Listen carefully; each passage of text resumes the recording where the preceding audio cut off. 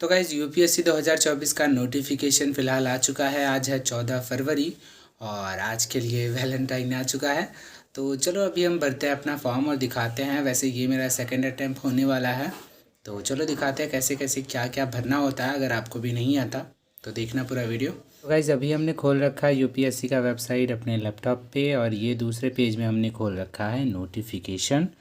तो अभी मैं आपको दिखा देता हूँ। ये देखिए नोटिफिकेशन, और इसमें सामने की तरफ आप देख सकते हो डेट, जो कि है आज का यहाँ पे 14/2/2024। ये देख सकते हो सारी चीज़ें लिखी हुई हैं, कैसे क्या करना है, हाउ टू अप्लाई, और सारी चीज़ें आपको बताई हुई हैं। तो वैसे अप्लाई करना तो बहुत ज़्यादा हार्ड है नहीं, फिर भी यहाँ पे कुछ चीज़ें हैं जो कि आपको ध्यान रखनी है। तो ये देखिए 9 नंबर जो ऑप्शन है इंस्ट्रक्शन, ये कुछ आपको ध्यान रखना है कि इसमें फ़ोटोग्राफ्स कौन सी यूज़ करनी है आपको। एक ही फ़ोटोग्राफ होती है, तो वो भी जो हो वो आपकी 10 दिन से ज़्यादा पुरानी नहीं होनी चाहिए जिस दिन आप अप्लाई कर रहे हो। तो ये थोड़ा सा ध्यान रखने वाली बात है। बाकी और फ़ोटोग्राफ कैसी होनी चाहिए कि इसमें आपका 3/4 हिस्सा आपका फेस होना चाहिए फ़ोटो का, यानी कि और फ़ोटो में और कुछ बाहर के ऑब्जेक्ट्स ना हो तो अच्छा है। और फ़ोटो कैसी होनी चाहिए, ऐसी फ़ोटो हो कि जिसे आप प्रीलिम्स, मेंस और इंटरव्यू तीनों स्टेजेस में यूज कर सकते हो। और अगर आपने फ़ोटो में बियर्ड रखी है तो वो आपको इंटरव्यू स्टेज तक बियर्ड रखनी चाहिए। मतलब ऐसी नहीं कि बीच में आप करो ही ना उसको, लेकिन बीच में करो चाहे जो करो, लेकिन लास्ट में जब आप इंटरव्यू स्टेज तक अगर पहुंच जाते हो तो बियर्ड होनी चाहिए आपके। और उसके बाद अगर आपने यही चीज़ें होती हैं स्पेक्टिकल्स पे, यानी कि आपने अगर जो चश्मे लगाए हैं उस पर, और या फिर आपने मूछें रखी है तो उस पर, तो ये सब भी आपके होने चाहिए। तो ये फ़ोटोग्राफ में कुछ ध्यान देने वाली बातें हैं फ़िलहाल के लिए। ये रहा अपना भरने वाला तरीका, तो ये चीज़ नोटिस कर लेना आप, अगर आपने नहीं करी है और पहली बार है तो ज़रूर कर लेना। तो उसके बाद आ जाते हैं अपने एग्ज़ाम सेंटर्स। तो प्रीलिम्स के कुछ ऐसे एग्ज़ाम सेंटर हैं, सामने देख सकते हो। आपके शहर में जो नज़दीक पड़ता हो वो आप ले सकते हो। तो फ़िलहाल मेरे में तो ये नज़दीक पड़ रहा है वाराणसी, तो मैं लूँगा वाराणसी। ये प्रीलिम्स के हैं, और प्रीलिम्स में कुछ आपको देखना भी पड़ता है, जैसे मैं अभी दिखा दूँगा क्या होगा। और ये रहा मेंस का। तो अगर आप प्रीलिम्स दे रहे हो तो आपको ये 4 जगह से अगर आप हो तो आपको फिर फर्स्ट अप्लाई और फर्स्ट अलॉट की टेंशन आपको नहीं लेनी है। अगर आप चेन्नई से हो या फिर दिसपुर से या फिर कोलकाता या फिर नागपुर से, तो यहाँ पे आपको अनलिमिटेड सीट होती है। मतलब अनलिमिटेड तो नहीं, लेकिन हाँ इतनी होती हैं कि कितने भी लोग आए वो एडजस्ट कर सकते हैं। बाकी और जगह के लिए जो भी और बाकी सेंटर हैं उनके लिए फ़र्स्ट अप्लाई फ़र्स्ट अलॉट वाला सिस्टम है, यानी कि जो पहले अप्लाई करेगा उसको पहले सीट मिलेगी। तो बाकी की एलिजिबिलिटी क्राइटेरिया क्या होनी चाहिए, आप होने चाहिए इंडिया के सिटीज़न, या फिर नेपाल के सब्जेक्ट होने चाहिए, या फिर भूटान के, या फिर तिब्बत के रिफ्यूज़ी भी हो सकते हो, जो कि 1962 से पहले 1 जनवरी के इंडिया में आ चुका हो। बाकी के नीचे के कंट्रीज़ मेंशन है, पढ़ लीजिएगा। और उसके बाद यहाँ पे देखिए एज कंडीशन जो है वो मिनिमम होनी चाहिए 21, और मैक्सिमम होगी 32 जनरल कैंडिडेट्स के लिए। और सबसे इम्पॉर्टेंट नंबर ऑफ़ अटैम्प्ट्स आते हैं। तो नंबर ऑफ़ अटैम्प्ट जो है वो जनरल के लिए 6 है, और उसके बाद जनरल EWS के लिए 6 है। बाकी SC ST के लिए अनलिमिटेड है। अनलिमिटेड क्या है, मतलब जितने दिन एज रहेगी उतने ही दिन कर पाएंगे। तो फ़िलहाल ये भी कुछ लिमिटेड ही है। OBC के लिए 9 है, और ये कुछ हो गए पर्सन विद बेंचमार्क डिसेबिलिटी, तो इनके लिए भी 9 है EWS। और उसके बाद ये सारे भी देख सकते हो इसी में आ जाएंगे। तो उसके बाद आता है अपना फ़ी क्राइटेरिया। तो फ़ी में फ़िलहाल के लिए female, SC ST, person with benchmark disability, ये जो हैं इनके लिए फ़ीस नहीं है। बाकी के लिए जैसे जनरल हो गए, EWS हो गए, उनके लिए ये 100 रुपीज़ का फ़ी है। तो फ़िलहाल देख सकते हो, जो कि इन सारे मोड्स के थ्रू आप पे कर सकते हो। उसके बाद नीचे ये सारी चीज़ें दी हुई हैं, जिसमें नंबर्स और सब्जेक्ट्स कौन से होंगे वो सारे आपको मेंशन हैं।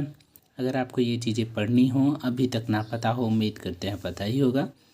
अगर नहीं पता हो तो पढ़ सकते हो फ़िलहाल के लिए। तो ये रहा यूपीएससी का वेबसाइट जहाँ से हमें अप्लाई करना है।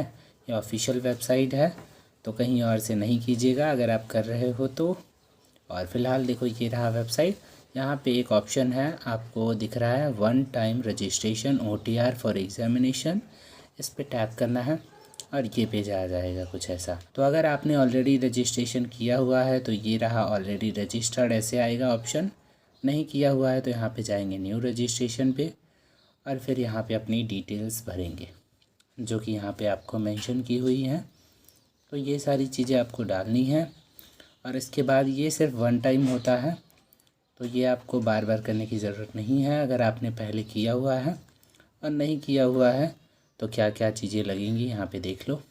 ये रहा, नाम चाहिए, फुल नेम चाहिए वेरीफाई के साथ, उसके बाद जेंडर वेरीफाई चाहिए और बर्थ का जो वेरिफिकेशन है वो चाहिए, फादर मदर, और उसके बाद अगर माइनॉरिटी है तो उसका स्टेटस, एक मोबाइल नंबर, एक अल्टरनेट नंबर, ईमेल आईडी और इसके बाद बोर्ड एग्जामिनेशन के रोल नंबर चाहिए जो कि 10th के होंगे और कुछ आपके सिक्योरिटी क्वेश्चंस होंगे जब आप पासवर्ड भूल जाएंगे तो उसे रीसेट करने के लिए।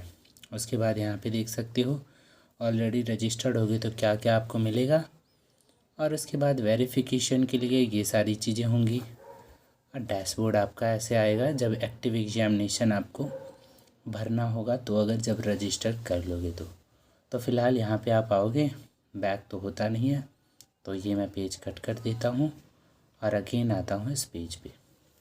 तो अगर आपने नहीं किया है तो आप यहाँ से कर लीजिएगा।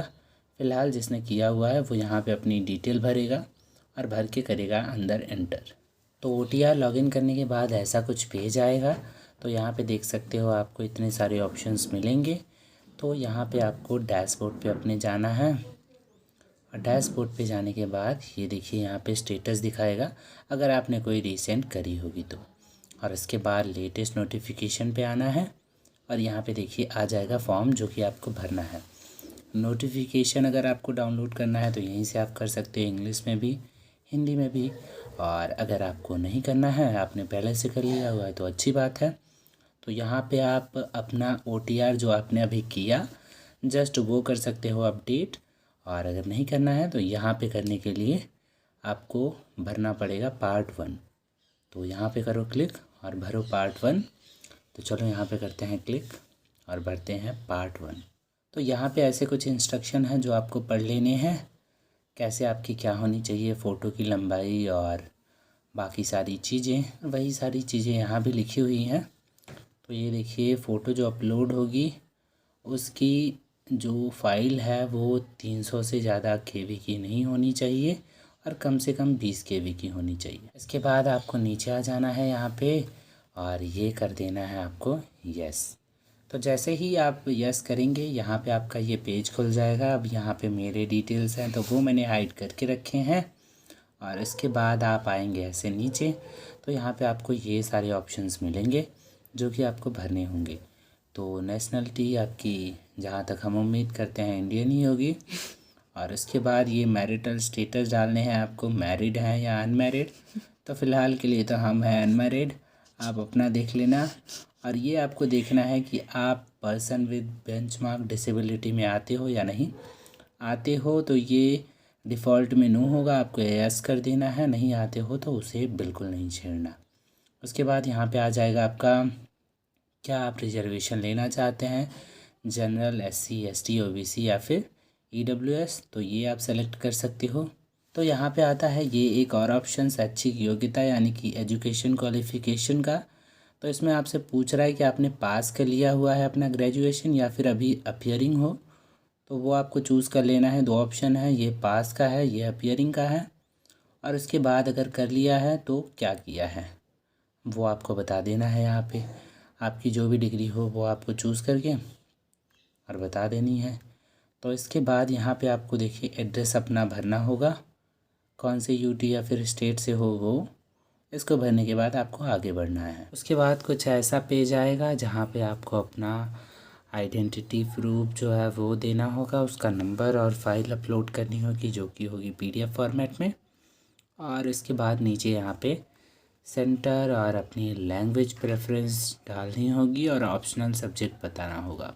तो सब भरने के बाद आपको ऐसा पेज आएगा जहाँ पे ऊपर आपके डिटेल्स होंगे और नीचे आने के बाद देखिए ये हो गया पार्ट 1 पूरा। यहाँ पे देखिए और उसके बाद यहाँ पे आप इसे प्रिंट भी कर सकते हो और पे एग्जामिनेशन फ़ी भी कर सकते हो। तो उसके बाद आ जाएगा आपका ये वाला पेज। जब आप फ़ी पेमेंट कर देंगे तो यहाँ पे देखिए मेरा फ़ी पेमेंट ऑलरेडी हो चुका है।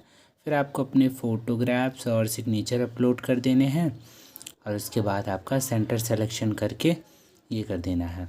तो फ़िलहाल देखिए यहाँ पे व्यू पार्ट 1 है जो कि हो चुका है। तो यहाँ पे ये दोनों कर देंगे, उसके बाद हो जाएगा आपका कंप्लीट। तो फ़िलहाल यही था।